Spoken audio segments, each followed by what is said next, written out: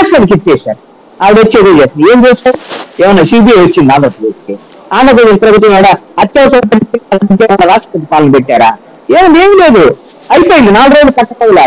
ఇప్పుడు మళ్ళీ షర్మిలని నెత్తుకొచ్చుకొని షర్మిలని అనాదేహాన్ని ఇప్పుడు అవార్డు చేసేటువంటి పరిస్థితి. ఇవన్నీ ఏం చేస్తారు? ఎంత మన రాజకీయ ప్రత్యర్థి మాత్రం వైఎస్ఆర్ కాంగ్రెస్ పార్టీ ప్రభుత్వాన్ని ఎవరికి విమర్శిస్తే వాళ్ళు అక్కడ అనాదేహాన్ని నెత్తిపెట్టడం ద్వారాగా ఏ ప్రయోజనం వస్తుంది ప్రతిపక్ష పార్టీకి? అంటే వాళ్ళు వాళ్ళ గొయ్యిని వాళ్ళే పెరుగుతున్నారా అనేటువంటి విమర్శ. గమనించేటువంటి ఇంకొక అంశం ఏంటంటే, షర్మిల వైఎస్ఆర్ కాంగ్రెస్ పార్టీ ప్రభుత్వాన్ని ఎంత విమర్శిస్తున్నారో అదే స్థాయిలో బీజేపీకి తెలుగుదేశం ప్రభుత్వాన్ని కూడా విమర్శించారు.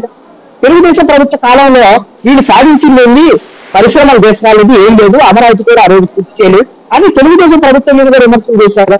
ఎట్లయినా సరే తెలుగుదేశం వాళ్ళు షర్మిల మీరు ఎందుకు మా ప్రభుత్వం విమర్శ చేస్తారు, మీరే కాంగ్రెస్ పార్టీ అని తెలుగుదేశం మిత్రులు కాదుగా, మిత్రులు కాదు. మిత్రత్వం ఏమన్నా పొత్తు పెట్టుకోవాలని ఆలోచన ఏమన్నా తెలుగుదేశం పార్టీకి ఏమైనా ఉందా? కాంగ్రెస్ పార్టీతో పొత్తు పెట్టుకోవాలని తెలుగుదేశం వాళ్ళ ఆలోచన ఏంటి?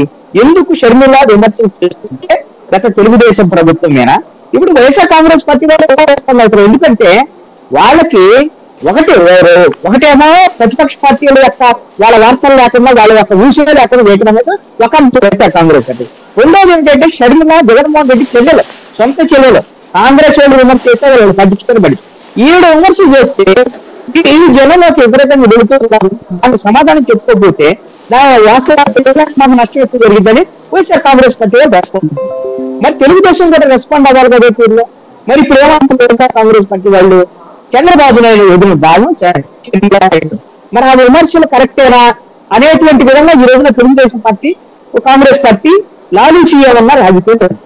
ఎందుకంటే చంద్రబాబు నాయుడు ఏదన్నా మరి బీజేపీతో ఒకవేళ పొత్తు కాదంటే, బీజేపీతో పొత్తు వద్దు అనుకుంటే, బీజేపీ వాళ్ళు నష్టం అనుకుంటే ఎలాగే మరి కాంగ్రెస్ పార్టీతో పెట్టుకోవచ్చు.